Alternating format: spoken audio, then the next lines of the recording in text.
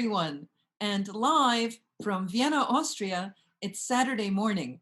I'm Sister Vassa, and I'm glad to see everyone this week once again. We have a very exciting show for you today. Our special guest this week is Denise Canellos. She is a certified nutritionist and a Greek Orthodox Christian who will talk to us about fasting and eating the Orthodox way, also with the insights of modern day nutritional science. Let me tell you about Denise before we meet her.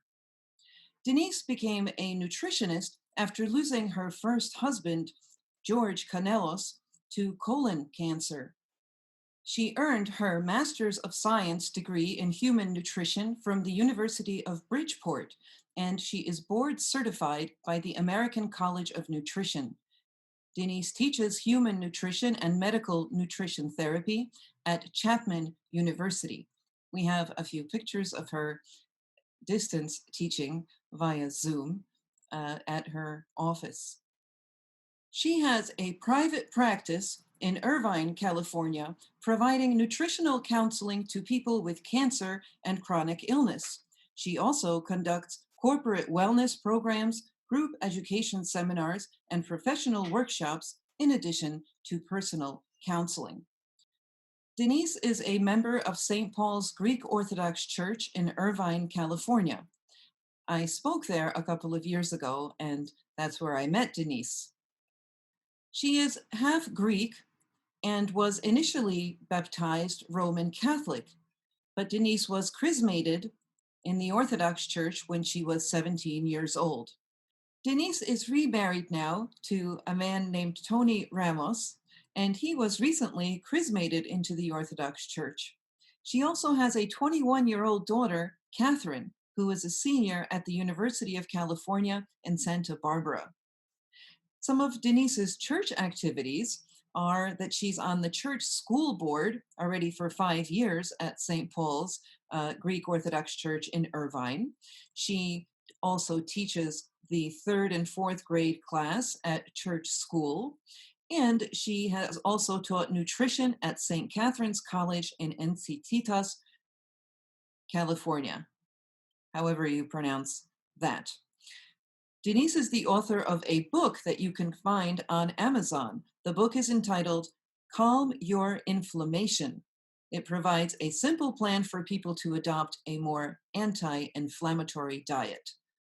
If you are interested in knowing more about Denise's work, or perhaps even consulting her, do go to her website. At her website, you can find out the contact information and see perhaps you might be interested in consulting Denise also via Zoom. As far as what's going on at Coffee Headquarters, I just want to update you. In case you don't know, we do have a very popular audio podcast on weekdays, and almost every day we get a trickle of several new subscribers to this podcast. And it's every morning, just briefly. You stay grounded in the church calendar because I go over, again, it's an audio podcast, right? So you listen to it maybe when you're making your coffee, having your breakfast, or perhaps when you're on your way to work, if you're taking the train or you're stuck in traffic, right? Or you're taking your morning walk or you're on the treadmill. It is a practical way to learn, right?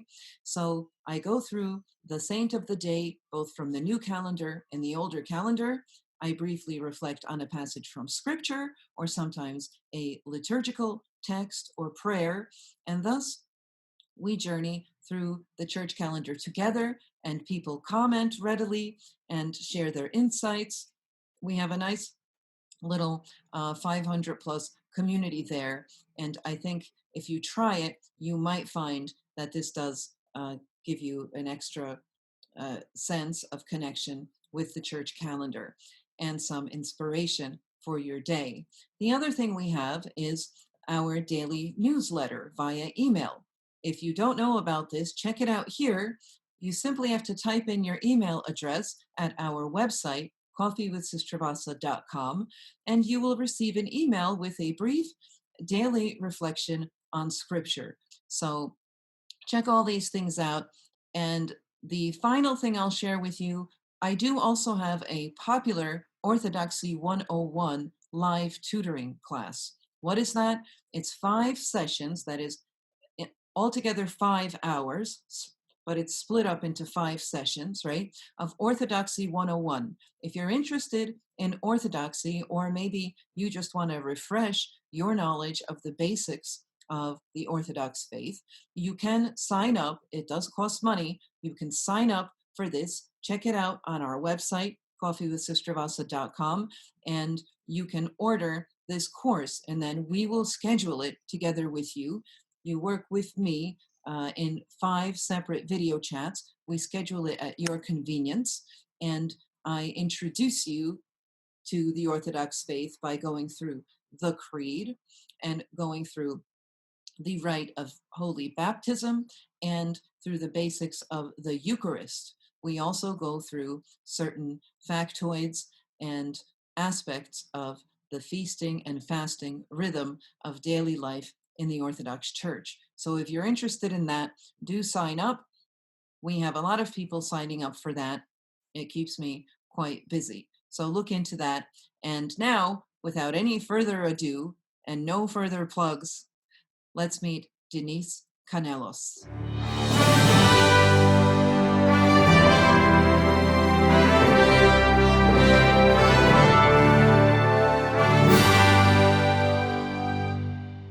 Hello, Denise. Welcome to our show. Hi, Sister Vassa. It's so good to be here. Thank you for having me. Well, as far as I understand, you've actually followed our show since its very beginning. Yes, I remember the very beginning when you had Anna and the baby and the motorcycle chases, and it was quite exciting. Yes, So, the original crew. I understand that we've met before at your church in California, right? When I came to speak there, that was also a few briefly, years ago. yes, So yes, briefly. it's delightful to reconnect with you. I have told our viewers that you had reached out because you've also been a subscriber on Patreon for years now. And you wrote to me on a topic that I touched upon in my audio podcasts. Denise was listening to one of these podcasts a couple of weeks ago. And, I was saying something about my recent discovery of MCT oil. I don't know if you could see because the light is reflecting this way, but like a lot of us, I try to inform myself in my own dilettantish way about nutrition. As a middle-aged woman, I have my issues and I try to, do the healthy thing. And I have my sisters who also deal with similar issues, sort of middle age, trying to maintain your weight and having new issues with exercise. Anyway, this we're going to talk to Denise about various things, but Denise, will let you tell us first how and why you came to be a certified nutritionist, and then we'll get to all these, I think, juicy topics like the Orthodox fasting rules and how we can apply them in a healthy way with the insights of modern science, that which you're an expert in. But first, tell us how you came to do what you do. Absolutely. So, I've always been interested in food and always been interested in nutrition and healthy eating. And my first husband, George, who was so wonderful, but he passed away from colon cancer when he was in his late 30s. And uh, I wanted information on nutrition. I wanted help, and there just wasn't anything available. And I have a wonderful friend who was a diet. She still is a dietitian, and there just was so little for them to even say. And so, he passed away, and then my sister-in-law, his sister, also died of cancer about 8 or 9 years later, and she was actually getting advice that was turned out to be not good advice from some of the nurses. They were doing the best they could, they just didn't know. So at that point, it was 2008. I realized I was going to have to go back to work, and so I went to graduate school, and I decided this is what I really needed to do. First, I thought I would be a nurse, but the needle phobia was just more than I couldn't overcome it. So I started doing this. So I went to graduate school, got my master's degree, and started working. So now I work with people, a lot of oncology, people with chronic illness, And then I started teaching as a fluke to help out a friend of mine who was a dean who needed just someone to come in and teach a nutrition class, and I loved it. And so now I spend a lot of my time doing that. I really enjoy being with the students, and hopefully, if they learn good nutrition, they'll avoid a lot of the chronic illnesses we're seeing: heart disease, diabetes, cancer, all of those things. So, Right. Um, so thank you for that. Let me ask you then about, the Orthodox fasting periods.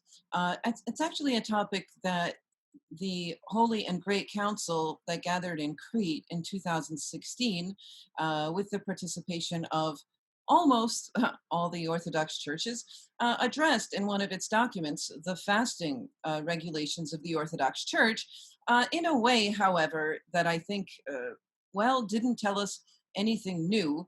And I always thought about that document. I think many people won't know what I'm talking about, but it doesn't really matter.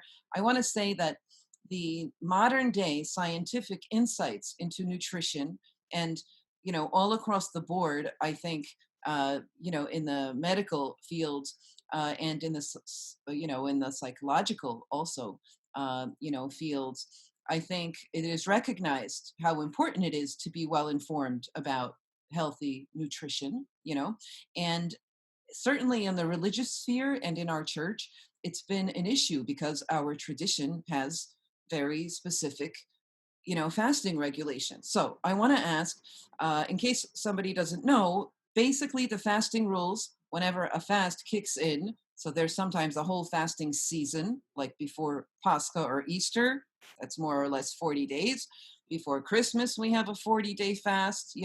We have a smaller fast, just 2 weeks in August for before the Dormition of the Mother of God. And then we have the Peter and Paul fast of varying lengths, more or less, a couple of weeks. So when we have a fasting period, or we also have the weekly Wednesday and Friday fast, almost always a Wednesday and a Friday is also a fast day. So what it means when we have a fast day is that you can't have animal products. So dairy products and meat. However, one can usually have fish unless it's a really strict fast. Fish, seafood, stuff like that.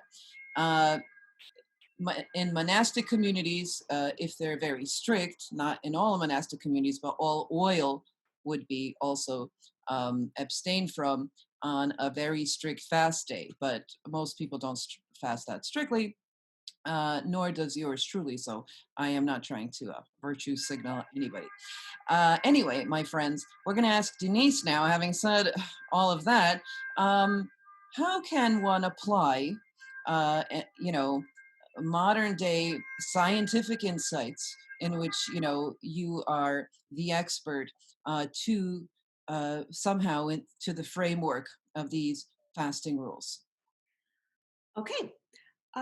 Well, first off, if we think about this, why these fasting rules are the way they are, right? The meat and the dairy and all of that, those are very, especially back in, you know, hundreds of years ago, those were celebratory foods, those were expensive foods, those were indulgent foods. And if we look at Genesis chapter 2, right, and we see before the fall what man was eating, it was all plant foods. So we go back to this, and in, I think, God's wisdom and the church's wisdom, it's really, if we look at all of the science, it's the healthiest way to eat. Mm. So it really does. It's for not only our spiritual benefit, but it's our physical benefit as well if we do it in a healthy way. So, and I say that back in the day, there really wasn't much of an option whether to do this in a healthy way because there wasn't all of this processed junk out there that is technically vegan, but is not healthy for us. For example, For example, French fries, vegan cupcakes, chips, all manner of chips and things like that. Starbucks frappuccinos with almond milk, right? And I'm not just singling out Starbucks, but there's so many processed junky foods almond out there. almond milk is a no-no. Almond milk. Almond milk is fine, but the Frappuccino with all of the sugar that they add is not so great. Okay, so take So me through um, this. What would like a healthy uh, day look like within the fasting rules, but in a healthy way? We're not going to talk about exercise yet. How about breakfast? right. So for breakfast, one of the big mistakes I see people making when they're fasting is adding a lot of refined carbohydrates, a lot of bread, a lot of extra things like that, instead of extra fruits and vegetables. So a healthy breakfast fasting might be oatmeal made with a plant-based milk, if that's something you enjoy. And all the plant-based milks are fine as long as they're unsweetened. They're fine, right? You don't want all the added sugar. Okay, so soy milk, that's So I'm okay. No, with absolutely. sugar, not with that vanilla flavoring, right? Well, the vanilla, you can get vanilla unsweetened, at least here in the United States. Okay. So, in fact, that's what I really like is the vanilla unsweetened. So it has a little vanilla, but it doesn't have added sugar. Oh, okay. The sugar. So So oatmeal, and then that's it. put fruit. Definitely add fruit to it. So, and whatever's in season, you can use frozen fruit. Frozen fruit's completely fine and healthy. There's nothing added to it. You can use anything you want. So it can be right now I'm having peaches because it's peach season here and they're delicious. But it could be strawberries, it could be banana, it could be any fruit that you like. If all you have is citrus or melon, have it on the side, but definitely have some fruit.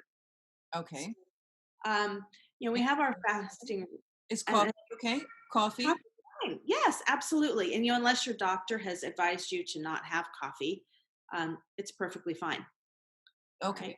So that would be a wonderful breakfast. You could also have just any whole grain unsweetened cereal is great. And I Okay. know everybody's probably turning off right now when I say Well, that. some people might be doing intermittent fasting because the other confusing information out there is, they used to say have breakfast, then they tell you actually hold that off so that your eating window is smaller.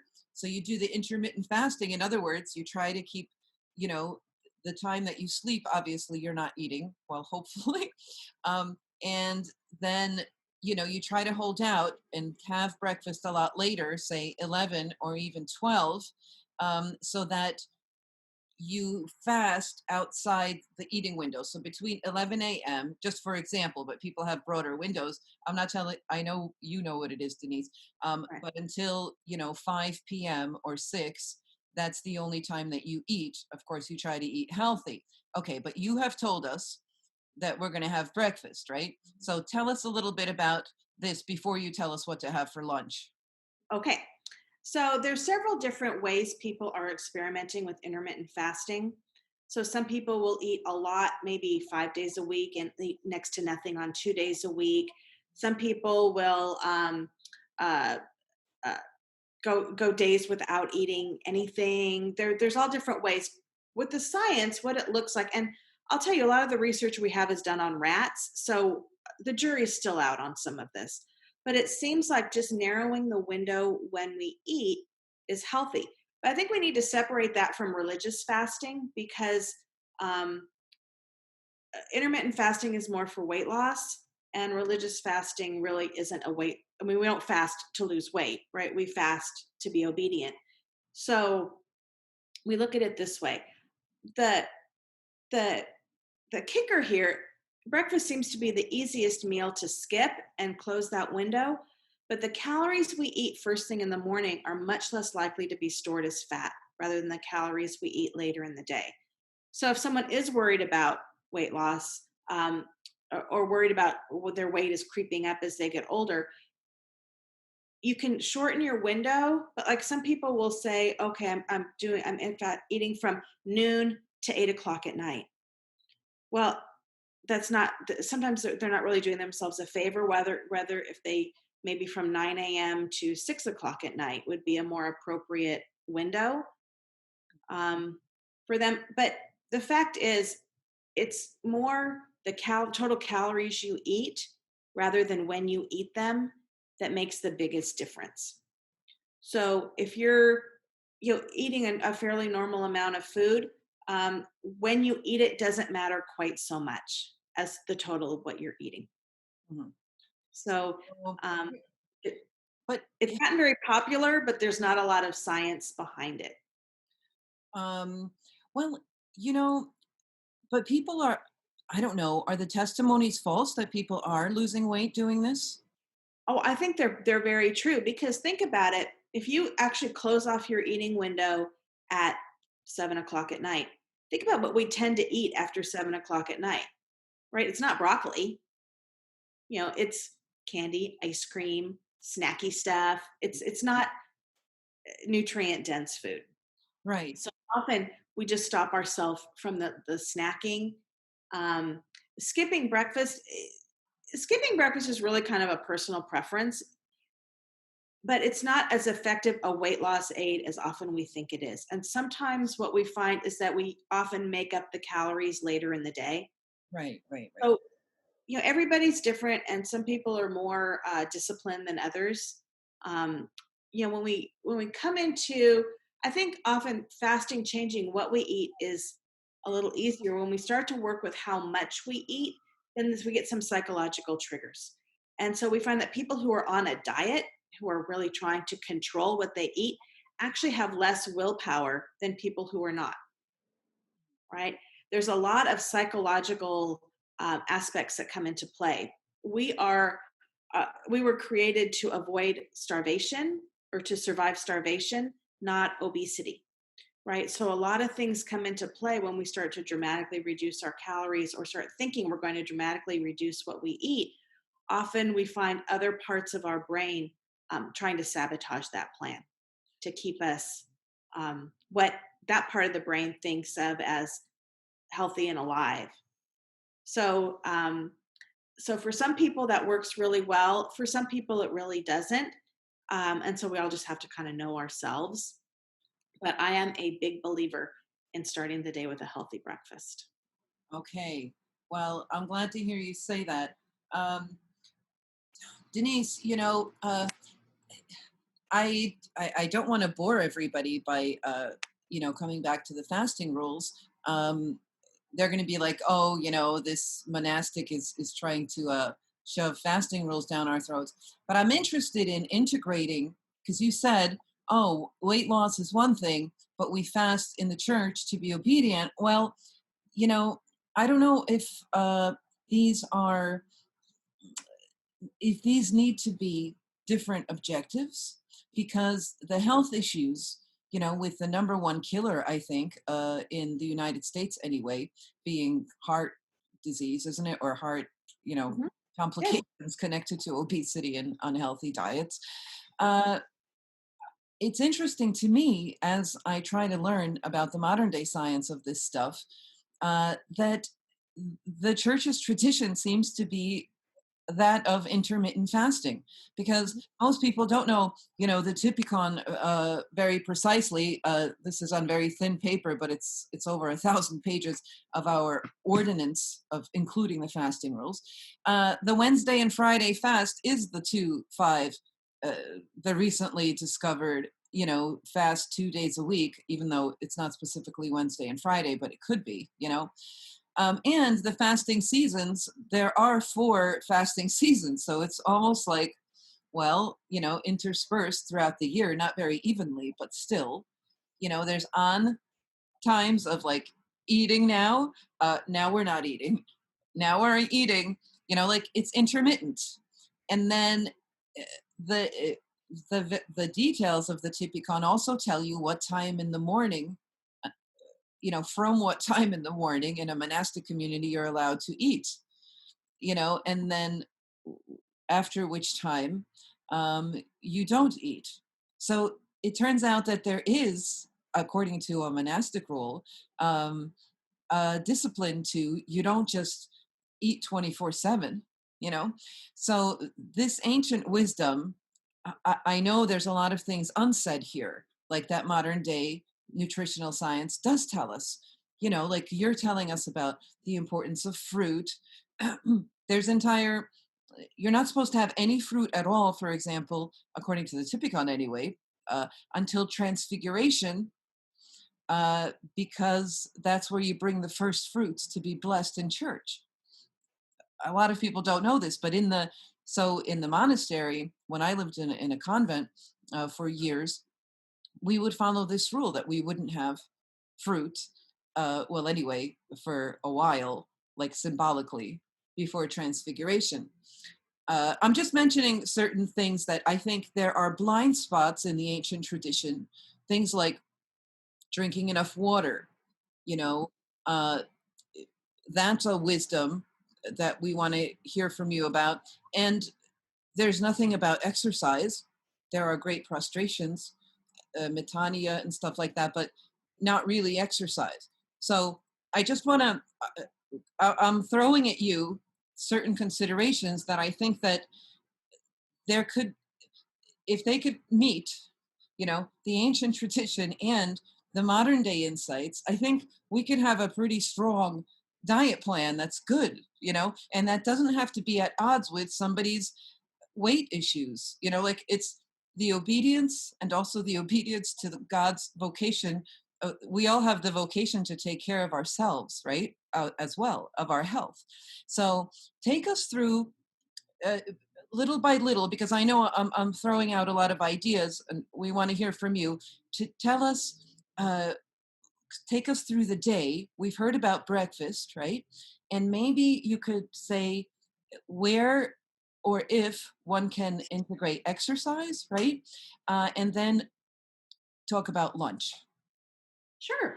So think about, and exercise wasn't even really exercise outside of daily living was not a thing 500 years ago, right? Was not a thing even, it was just starting maybe 100 years ago because life was so physically demanding that the thought of exercising just for exercise sake, if you weren't an athlete maybe or a soldier, was ludicrous. Who even had time for that?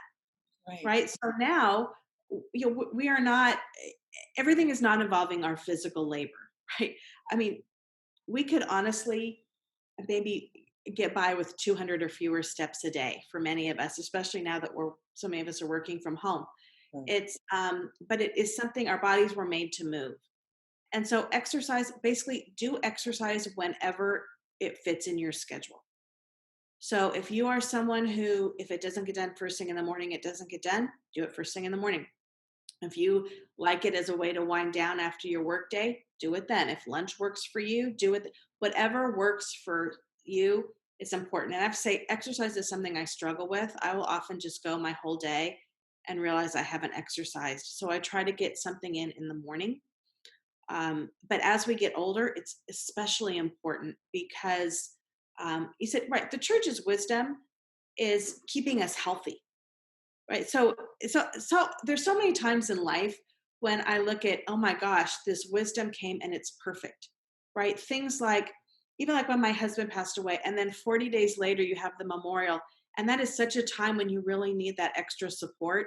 I think, oh, the wisdom of this, right? So often, and the wisdom of fasting is the same. So I am not educated in the typicon in terms of monastic communities, when they eat, when they don't. For the fruit, I would say we live in an era where you can get any fruit anytime. That was not always true. So, maybe you didn't eat fruit because there wasn't, right?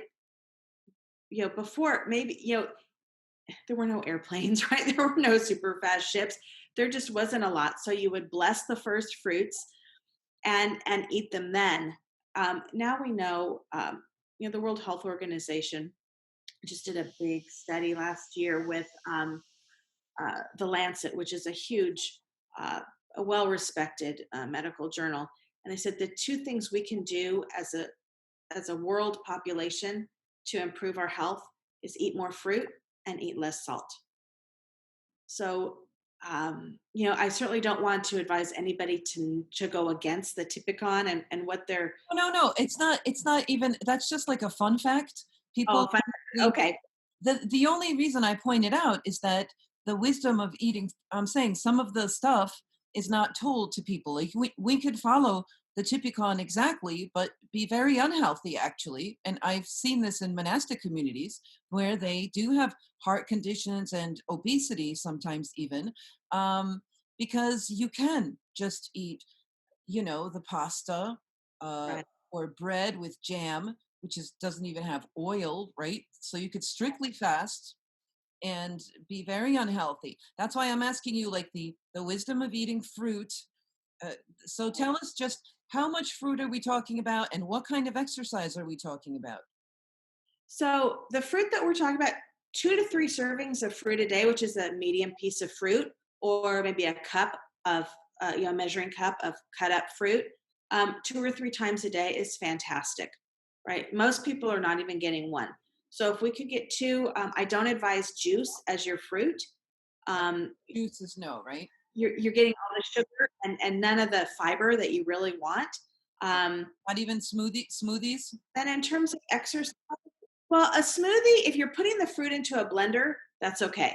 But if you're just juicing it, you're not getting all the nutrition out of it. So, Okay. and it's not filling you up at all, right? So, a big part when we struggle with fasting is feeling full, right? And so often what we do is we throw, like, pasta is a very common dinner. I'm sorry, I'm moving forward to dinner. Let me focus on lunch. So, a great lunch when we're fasting is salad. Mid-morning snack, is there any mid-morning snack that we're talking about? Well, Like, I really don't think it really depends. So if you're up at you're up at 4 a.m., um, I'm not. If you're up at 4 a.m. and you're not eating again until noon or 1 p.m., you might need a snack in the middle. So right. healthy snacks, I always say fruit and nuts are the healthiest snacks. Um, and it's interesting. People think nuts are so fattening. We've done research, and people have added hundreds or even up to 1,000 calories a day of nuts, and it takes a long time for them to even put on a pound. So eating nuts really does not contribute to weight gain and not unhealthy weight gain. I see people who need to put on healthy weight. They've lost a lot of weight due to illness, and nuts and nut butters are very healthy and helpful in helping them put on some lean tissue. Okay. But nuts are fabulously healthy, especially when we're not eating meat. I think as a society we focus too much on protein. Very few of us are protein deficient, but nuts are a good source of protein as we move on. And all nuts are healthy. Every nut brings something to the party, right? There's they all, so a variety is really key, right? So it's something we don't think about, but people always, well, what's the healthiest nut? They're all healthy. We should be eating all of them, right? And that's the key to also not getting bored. So if you, this idea that snacks keep our metabolism going is not true. All right. So if you have a long break between breakfast and lunch, have a healthy snack. That's absolutely fine.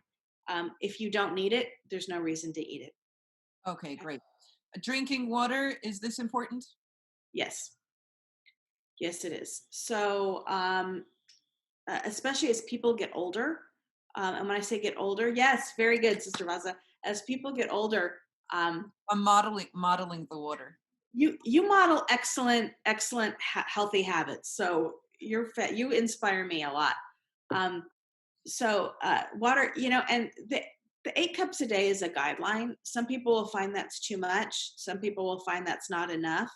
I live in Southern California, which is basically a desert that we've made not look like a desert, but it's very dry here. Often we need more water.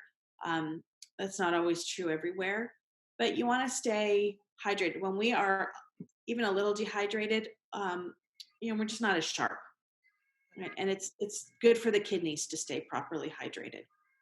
So, and that's another way fruit and vegetables really help us because they hydrate us in a way that our tissues really absorb the moisture from fruits and vegetables well.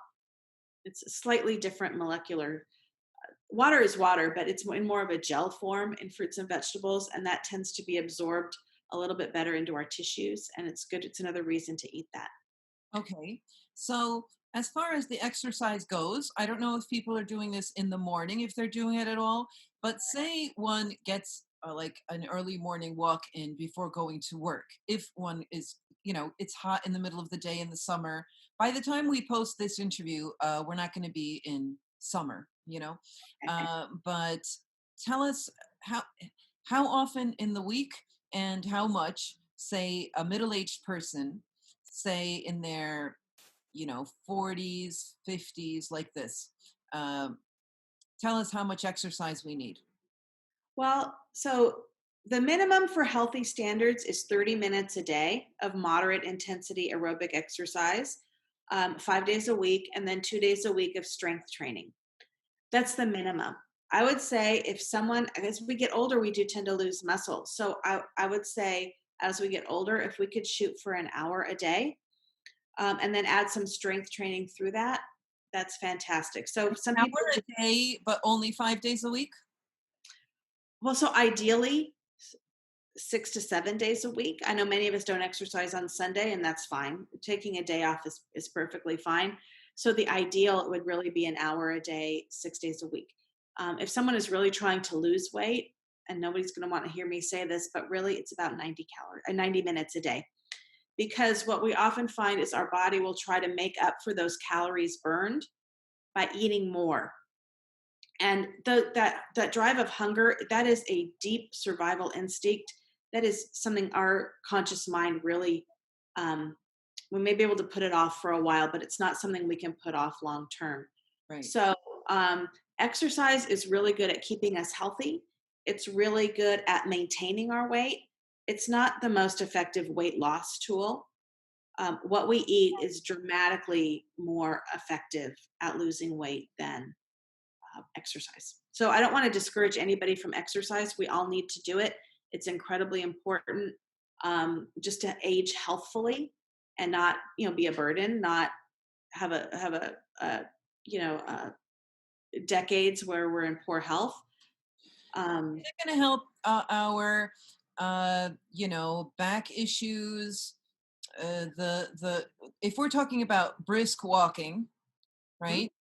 I do the hour-long power walk, right? As I've told you, and I try to, sort of lift my arms so that it seems like, sort of my core is being worked when I do it. It looks very funny, but it doesn't matter. Like I'm the crazy lady that's walking down really fast, an like hour a day. a habit. So nobody's expecting normal behavior, No, right? no, it just draws attention. But I don't do the power walk in my habit Oh, because okay. that would just really expose to ridicule, uh, you know, my team. So I don't want to do that.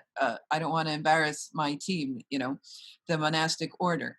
So I have my baseball cap and I'm incognito, like incognito. But anyway, so thank you for this bit about exercise. I'm thinking we are going to get to lunch though, and hear more about those vegetables. And yes, keep talking to us now about a full meal, the lunchtime. Lunchtime. Absolutely. So I often say soup and salad make great lunches.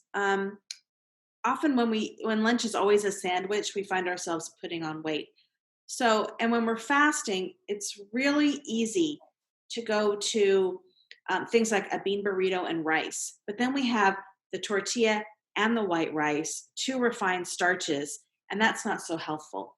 So, when we incorporate a nice big salad, so I know you've talked about your big salad that you eat, sister, that's a fabulous lunch. And that's what I try to have most days for lunch is a nice big salad with plenty of vegetables in there. Nuts, again, are great. I like to have some avocado in my salad because want it to be satisfying so that we're not thinking about food the rest of the afternoon. So, and avocado is another food, even though it's calorie dense, it's so nutritious, and it really we don't put on a lot of weight when eating avocado.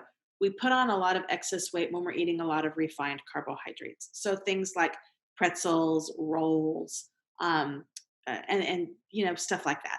Tell Uh, tell us everything you put in your salad. So my ideal salad is greens, and really whatever greens you like are great. So sometimes there's romaine, a lot of times there's spinach. Um, Sometimes there's a grocery store here, Trader Joe's, that has like power greens sometimes, and it's baby kale and baby chard and spinach. And so sometimes I'll throw that in, or whatever good lettuce that I find. And then I'll throw in some pre-chopped vegetables, so some broccoli, if I've got it. Is it cooked? Is it Or cooked or is it raw? usually it's raw, but that's because it really does not matter if it's raw or cooked. So that's a big thing. Some people think raw fruits and vegetables are so much better than cooked. Not necessarily. There are some compounds that we absorb better from cooked vegetables, and some that we absorb better from raw. So, however you like it. Often I'll have leftover grilled vegetables, and I'll throw those in my salad. Right, So right. it's I do not want to spend a lot of time in my day making a lunch. I have zero patience for that. Which is kind of funny because I often do other things that are not all that productive, but um, they're tomatoes, cucumbers, whatever I've got. And then I try to put some legume in there for protein. So lately I've been really into the butter beans, and I just Tell us, canned is tell us what a legume is and how much of it can we tell us what a legume is. so a legume is basically your beans and your peas. So everything that's a navy bean, a cannellini bean, a chickpea, a lentil, a pinto bean, a black bean, um, and green peas, all of those, butter beans, lima beans. No, nobody really wants to hear me say that. Um, all of those things are incredibly healthy. They're also called pulses. So in some parts of the world, they're called pulses, right? And they are such superfoods, and so they are great sources of protein, fiber, antioxidants. Uh, they're just fabulous. And so I throw those into my salads all the time, and canned. I get canned and rinsed, and sometimes I cook them from dry. Right, They right. both. It's okay to use the canned ones, right? I mean, there's no sodium issues with this. Yeah. Well, so it depends. So if you have high blood pressure, you really want to look for the low sodium varieties or the no salt added varieties, or cook it yourself, right? It's more economical to cook it yourself, but that requires some planning ahead. And we can talk about how to cook them if you want. Um, Is it true? I got this specific question actually because I said on the podcast that I was inviting you to an interview. So one of the women named Mary, she said, "Could you ask Denise if it's true that we have to soak, beans in waters to get some kind of toxicity out of them, or so that they're not gassy? What's the issue with beans in water, and do you have to change the water several times when you cook them?" okay. Just kidney beans, kidney beans.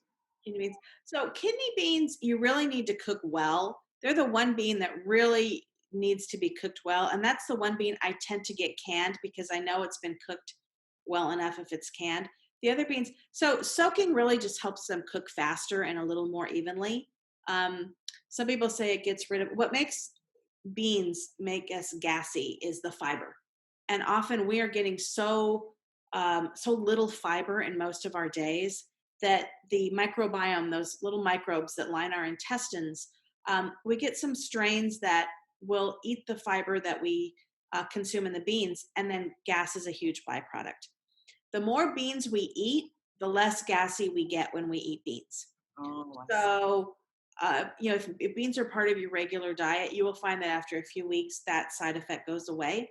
You can take Beano, sometimes that helps. Changing the water, I have not. I don't change water while I cook it. That would be incredibly inefficient because then you're starting with a whole new. I don't think it would do anything. When I soak my beans, I throw some salt in the soaking water. I think that helps the beans tenderize and seasons them. Oh. And then I do discard that water, and I know some people say that's wasteful, but you know, I just feel better discarding it. I rinse the beans and then cook them in fresh water, and I throw in, half of an onion or maybe a whole onion, just roughly chop it, a little olive oil because I'm Greek, right? So, like you're gonna have to pry the olive oil out of my cold dead hands, but that's going in there. Bay leaves sometimes, garlic. So what I'll do is I'll kind of take the papery part of the garlic off, but I don't really peel it. I'll cut it in half and throw that in there. So the beans have some flavor Yeah, they're in and great of with garlic. themselves. Garlic and the bay leaves, it really does the trick, right? In the water.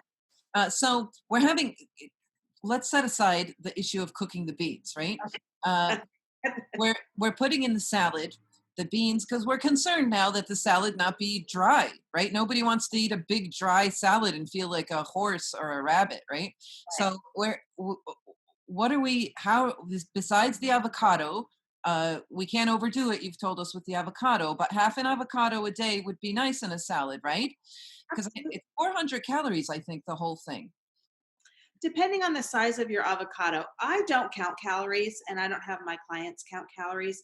It's such an inexact science that I find that it makes us a little too obsessive about our food. And most of us need to think about actually our food maybe a little bit less rather than um, Right. get too. But I put a dressing on my salad, and I usually make it olive oil. And there's so many different dressings. You just find one that you like. So sometimes it's as easy as olive oil and lemon juice, salt and pepper, a little oregano. Sometimes I make a fancier one with shallots and sherry vinegar and mustard. But it's a dressing, and I make I make it once a week. I have the little mason jar of dressing, and I do put dressing. So there are four vitamins that are fat soluble: A, D, E, and K. They're essential for our health, and we cannot absorb them if there's not some fat in what we're eating, right? When we eat them. Well, greens are also a really good source of those vitamins, and so are a lot of vegetables. So, if I have, like, say my salad that day is a taco salad, I may not have a dressing on it, but I make sure there's avocado, so there's some fat, right? You could throw olives in your salad, but I think having a flavorful dressing is really kind of one of those keys to making it feel like a meal and not like punishment, right? Because we don't want fasting to feel like a punishment. That's not what it's designed for. So we want it to feel like, um, not that it's a big, like, not like the same as we're feasting, but we want to just be satisfied with our food and then kind of get on with our day and Right. not have this. It's tasty to put in, also, like like tofu, a bit of tofu, maybe a little bit seasoned or with soy sauce or something. When it's not fasting, you could like put a boiled egg in it. But I know right now we're talking about fasting, but the healthy part, what doesn't it fill our stomach to have all of this big bowl of greens, so that actually you have trouble even finishing it? It's delightful and it really fills you up. Why does it fill us up? It fills us up for a couple things. So we feel full. Actually, it seems like we feel full just when our stomach gets full, and we do. But the fullness that lasts is because once we get, if our food gets to the lower part of our small intestine and we're still absorbing nutrients, that sends powerful satiety signals to our brain. So that means our brain is recognizing that we have eaten a full meal and that we are well nourished. And so then we're not hungry again 2 or 3 hours later, maybe 3 or 4 hours, but we're not hungry again really soon after we eat. So the key to getting that is fiber, right? So all that big salad, there's a lot of natural fiber in that salad and a little bit of fat. So both of those things go a little bit more slowly as it moves through our digestive system, and it keeps us full. And that's a lot of food, right? So you've got fiber that's bulky. There's a lot of water in those vegetables that's bulky. And so, right, it really fills us up. Absolutely. And so, if people find that a big salad like that maybe does upset their stomach a little bit after they eat it, um, there's a lot of things they could do. They could take sometimes a probiotic supplement will help. Sometimes a digestive enzyme will help. You can get those at any health food store or vitamin store. But really, I think just getting used to it is the thing. And so much of our resistance to fasting is because we have these habitual patterns of eating, and it's just habit. It's nothing more than that. Once we switch over after a week or two, that becomes our new habit, Right. Right. right? So thank you for that, Denise. So we've had that salad, a big one, right? And it should sort of keep us pretty much full, right, for quite a while until supper. Yes, and so again, if it's a long time between lunch or dinner, or if you're the one cooking dinner, you may need a little snack. Sometimes you get home from work, you need just a little snack to kind of get you over, or your way home from work. So you're not You don't want to get to dinner and be so hungry. It's like if it's not moving, I'm eating it, right? That voracious starvingness. Then we don't make good decisions. Um, and that's another thing. So much of success in fasting is planning ahead, right? Knowing what you're going to eat, that just takes a level of stress off. So if we can, I'm not a big planner, but if we can plan ahead even a little bit, that really helps. So again, if you need a snack in the afternoon, if it's a long time in between, if that's a really busy part of your day, have some nuts. Nuts are great snacks. Have some fruit, hummus and vegetables, right? That's a great thing, or any type of beanie type dip, because then we get the creamy and the crunchy, which we like, and it's not a refined carbohydrate, so it's not just going to zip right through, and we're going to be hungry again in 30 minutes, right? So like goldfish crackers, we're going to be hungry again so quickly. But carrot sticks and hummus, that's going to fill us up, right? Or trail mix or something like that. That's really going to fill us up. Right, right. Tell us about diet drinks. I'm not a fan. And I'm not a fan. Um, they tend to lead to weight gain, actually. So, and I'm not a fan of soda. Uh, I have to be really honest. It just has, other than the bubbly, sweet deliciousness, it has no redeeming quality, right? So, the coloring in it isn't great for us. It's just not great. So, if you want it, another thing, it's not great. The microbiome, which I talked about a little bit before, that's such an essential part of our immune system. It's such an essential part of our healthy uh, body, and it does not like those artificial sweeteners. We find changes in the microbiome. And so it's just really, they're not great. So I would much rather see somebody, if they need a caffeine boost in the afternoon, have some tea or some coffee. Those are both natural, healthy foods. I'd much rather see that than diet soda. So again, something nobody wants to hear, but Right. I used to think that that was a good solution, but I stopped with the diet drink. I use the powder in the oh, uh, in like sparkling water.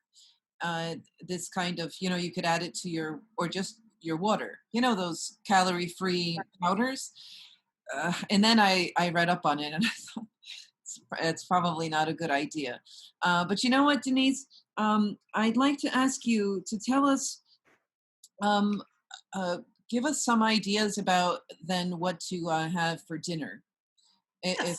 yeah, So the key to all of this is not getting bored, right? So look, every ancient cuisine has some form of grain and legume combination that is delicious, and it has sustained the population for hundreds, thousands of years, right?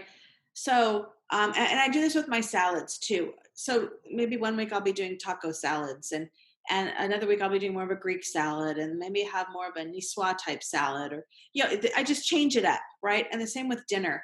The real temptation with dinner as we go into fasting is to add more bread and things like that to fill us up, and it's actually a little bit counterproductive because it doesn't, we're not getting those nutrients in the lower part of our small intestine still being absorbed, so it doesn't keep us full for as long. So often I'll see people, they'll have pasta with just a marinara sauce and a garlic bread, and maybe a little salad. But we're much better off if we have pasta maybe, and then we've got the water boiling anyway, throw some broccoli in there and have a side of broccoli with your pasta and your salad. You're doing yourself a huge favor. um, Things like I'll Monday nights usually at our house, I don't eat a lot of meat here anyway, but I'll grill up a bunch of vegetables, and we'll have grilled vegetables, and my husband, he'll have some chicken sausage, but I'll have grilled vegetables and some beans that I made. And I usually put some salad dressing on the beans. I'll let them marinate in my refrigerator. So then I always have these really flavorful beans. And that's a fabulous dinner for me. Now, some people may want a little bread with that. But then you're really getting full with the vegetables and the beans, and a slice of bread is enough. You're not having 3 or 4 slices of bread with that. Things like tacos, right? So it's really easy to make vegetarian tacos with beans and corn and chilies and things like that. And you can put some avocado in there that'll take the place of the cheese and the sour cream, some guacamole. right. Um, uh, what else? Oh my gosh. Oh, stuffed peppers, right? So I will make a vegetarian stuffing for the peppers with beans and brown rice or maybe quinoa or farro. Farro is a great whole grain, things like that. Stuff the peppers and um, you have that with a big salad. I know it's like salad twice a day, but it's so good for us, right? Or maybe I'll just have that with some sauteed greens. Do you have fish or seafood ever? Sometimes we do, yes. So, it's interesting. When I was young, we would go to an OCA church, which is more of a Russian tradition. I know they eat fish all the time. The Greek tradition isn't that we eat so much fish, but we'll eat shellfish. Um, so I usually like Wednesday, Friday, no fish. But other parts of the week, I'll make some salmon, or some cod or haddock, whatever we've got, halibut. Make some fish with some vegetable sides, and usually brown rice or, like I said, farro. Sometimes I'll make polenta, which is a whole grain corn Right, product. right. You could live without the pasta if you have, a reasonable sized piece of fish or some seafood. If you, whatever, like it's okay. Go ahead. Sorry, I interrupted. No, that's fine. Absolutely. Um, pasta's not also awful, but I don't want people having pasta 3 or 4 days a week. Once a week is fine. Um, it's a little better for our blood sugar than bread, so I don't worry so much about that. But yeah, so often we'll have shrimp, or scallops. I know that's expensive, so a lot of people say, "Oh, I can't believe you're telling me to eat that," uh, but sometimes you really want that, right? It's delicious. Yeah. Um, and so, I'm lazy. I just saute it in garlic and olive oil with some red pepper flakes. Sometimes I'll add it. There's a bean soup recipe that's really, really good. And it's basically you just cook the white beans. And you cook a whole pound at a time. So you have enough for at least two big batches of soup for your family. Or if you're single, that'll last a really long time. I put some of it in the freezer. And then I add shrimp and zucchini to it. And it's really, really tasty. Um, Right. That's a very practical thing. It's true for very either, single people or people that don't have a lot of time to dedicate to this to make a big pot of whatever. And then that's what you eat for the week. People who don't mind, you can add, you change it up by adding something to that. But if you have the big pot of beans, you could play with that all week. But you know what, Denise? I want to ask you about the issues of what time one eats in the evening. Is it true that it's good to leave 2 hours between your last meal and when you're actually going to sleep? yes, that is true. And it really helps prevent heartburn. Um, because once that food has had a chance to most of it get out of our stomach, then it's not going to cause the reflux of the acid coming back up. So if we lie down and go to sleep right after we eat, often our sleep is not as deep because our body is busy digesting food, and maybe we're getting a little bit of heartburn. Um, so it is better. That being said, everybody's different, and kind of when I was pregnant with my daughter, I had to have that peanut butter sandwich before I went to bed, or I would wake up at 2 or 3 in the morning starving. Right. So everybody kind of knows themselves. And to this day, she loves peanut butter. Right. Yeah. She's in college now. Right. But it's for the most part, I would say we really try to eat at 6. Sometimes it's not till 7, right? Just depends on. Sometimes my work day goes a little bit longer, but now that I'm working from home, it's um, it's easier to eat at 6. Right. And then that we finish our meal and we're done for the night. Usually, I'm done for the night. Um, because, like I said, that snacking afterwards, it's really not good. Sometimes we'll have some melon. If we're still a little snacky, I'll cut up a cantaloupe or some watermelon or something like that. But yeah, it's better if we could eat a little bit earlier. That being said, I know if you don't get off work till 6, dinner at 6 is not going to happen, right? Right. So Everybody's, everybody listening is an adult, and they know that. I think it goes without saying to all our viewers that everybody uses common sense and their own circumstances. Something that you wrote to me in your email, when you made helpful comments about my dilettantish comments about nutrition. But you said, people, of course, need to, uh, know that at times of chronic illness or special, dietary needs, that they have to be responsible for figuring out what's right for them, right? I think that goes without saying. People aren't being infantilized by being told, I think you should have beans for dinner. You know what I'm saying? That's not the point. Right. We're consulting you to see what are healthy options, and some of the considerations that we have. Like you explained to us, well, why is it a good idea to not eat right before you go to bed, right? uh, Tell us now, we don't have that much time left, but I just want to ask you about the connection in general. You briefly touched upon it, but between healthy eating, I suppose sleeping as well, and our psychological health. In this COVID-19 time where a lot of people are cooped up at home, they might have new challenges about healthy eating, new challenges about healthy exercise, right? So tell us about, think out loud, about the importance for psychological health of good eating habits. Absolutely. And this field is really just, I think we're at the tip of the iceberg with this, as we are with all aspects of mental health, because for so long it was, kind of, uh, what I want to say, it wasn't focused on by a lot of researchers. We do know that um, healthy diets and diets like, basically a vegan diet, a healthy vegan diet, like we're out fasting, tends to help people with depression. And we know, so we don't know if it's because just the act of feeding ourselves well helps alleviate depression. Um, my guess is it's a combination, right? So it's getting all of these nutrients in our body, then our brain and other organs that make neurotransmitters can function better. They have all the nutrients they need to function better. That can help. Um, the act of feeding ourselves, I think that's very life affirming. And we all deserve to be well fed, right? So there, that aspect of depression where we feel like we're not good enough we don't deserve a lot of things. I think that flies in the face of that. And there's some research that shows that taking action, acting like someone who's not depressed, if you can, often helps alleviate depression. And these are all mild cases of depression. And I am not in any way a mental health expert or professional. But from the nutrition aspect, we know that people who eat better tend to do better, right? I've been talking a little bit about avoiding a lot of, not having too many refined carbohydrates and having some more whole grains and whole foods. We know that helps minimize blood sugar spikes. It makes a much more gentle flow, which helps our brain, um, uh, the neurotransmitters and everything else in our brain be a little more balanced. So it helps.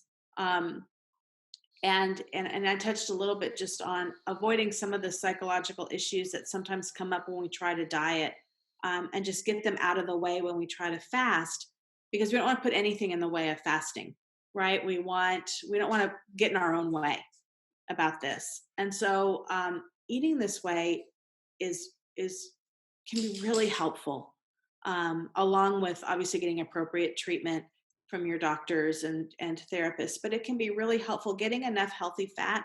We talked about the nuts, the olives, the avocados, the olive oil. That can be very helpful. One thing we didn't really talk about, but I have my clients just take a basic multivitamin. Um, and I think it can be really helpful, especially if we're kind of learning fasting and maybe, it's a skill, right? Fasting is a skill like anything else. Cooking is a skill like anything else. You have to learn it.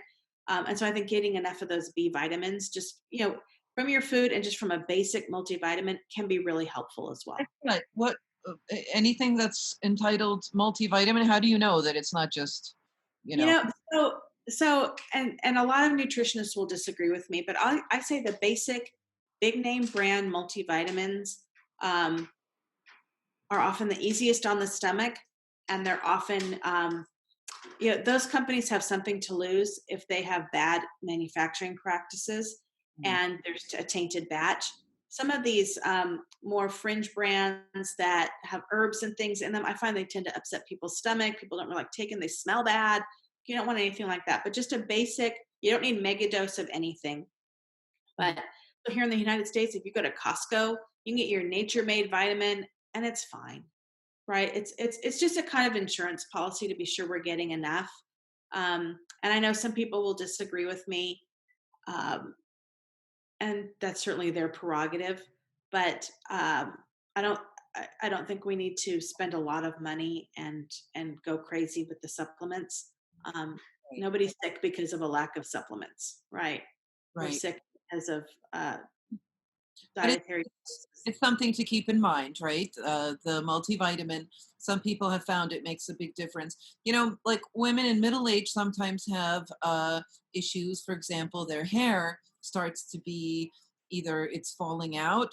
Um, and I actually found, well, because I have long hair, it tends to, I don't know what the English word is, but it falls out periodically. And I really found I went to the pharmacy or the chemists, as they say in the UK, and it made a radical difference. Like my hair stopped falling out. I take this. It's hair. It's called, but it's in German. It's Haut, Haare, Nagel. It's skin, hair, and nails, and I take it twice a day. But people know what they need, their specific needs. I'm sort of obsessed with skin health as well. So, but it really makes a difference. I'm surprised because I was never a big vitamin taker, but the eating of the fruits and all of these things. But maybe have you found with your clients, have you seen their, say, anxiety levels or depression levels? Because you work with people for months, right? You guide them through better nutrition. Have you seen changes happen because of better eating? Yes, and actually, I'm usually very surprised. So, a couple clients come to mind who have come to me with different gastrointestinal issues, Crohn's disease, ulcerative colitis, things like that. And so, we move them to this is a very anti-inflammatory diet. So, a lot of our chronic illnesses involve a lot of inflammation that hangs around longer than it should. And so, moving them to this anti-inflammatory diet, which is the fasting times, that's the ultimate anti-inflammatory diet. And many of them also have anxiety, right? And so sometimes mental health, anxiety and depression often go along with digestive issues. Also, sometimes they go along with autoimmune. And then, of course, everybody's going to have some anxiety if they're going through cancer treatment, all of that. But I've had so many clients say to me that they're surprised how much their anxiety is reduced when they've started eating this. And that was never our goal going forward. So it was kind of a happy side effect that eating this way really helped their mental state. And like I said, I don't have a lot of research on it, so it's not something that I really promote, but we're getting more and more research every day, and it can be incredibly helpful. And I know, I mean, gosh, COVID makes everybody anxious, right? Um, so the healthier we can eat, maybe the Yes, better. I think the insecurities, a lot of the job loss, that's happened, the financial insecurity, um, evictions. I don't know. I don't need to remind people of these realities, but uh, yeah, I think it's helpful for us. Any help we can get from you professionals of the various scientific fields, it's a great vocation that you have. And thank you so much, Denise, for offering your time and expertise to us. And I hope that people watching have found this helpful. Is there anything that you'd like to say in conclusion to our viewers today? Oh, well, I think your point that everybody needs to do what's best for them, and talk with your doctor, talk with whoever you talk with, to see what parts of this are appropriate for you and not, is very important. And fasting is good for us, right? It is good for us. And so, we had talked a little bit. Well, I was gonna say it's good for us, and so just going in with an attitude of, instead of, oh, this is so hard, this is deprivation, this, I'm giving something up, going in with this beautiful attitude of, I'm going to, it's a clean out from the outside, or from the inside out, right? I think that can be really, really helpful. Our mental state. One thing you had asked me, Sister Vasa, before is, how do we avoid the weight gain that comes with, middle age, especially women? And the very sad truth is, we just need fewer calories as we get older, and we need the same amount of nutrients. But the more physically active we can be, the better. And it's just really hard. So I don't want anybody to feel like they're a failure. It's just really hard. And our current environment is promotes obesity. All of the marketing of fast foods and processed foods and all of that.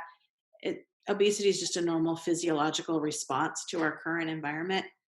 And so I don't want people to feel bad about it, but just lead the healthiest life they can, and uh, and then be okay with that. Right, right. Um, so thank you again, Denise. And I'll be saying goodbye to our viewers today. Thank you, everybody, for tuning in. A warm round of applause, please, for Denise for all of her helpful tips. And I will see you, my friends, next week, same time, same place. Bye, everybody.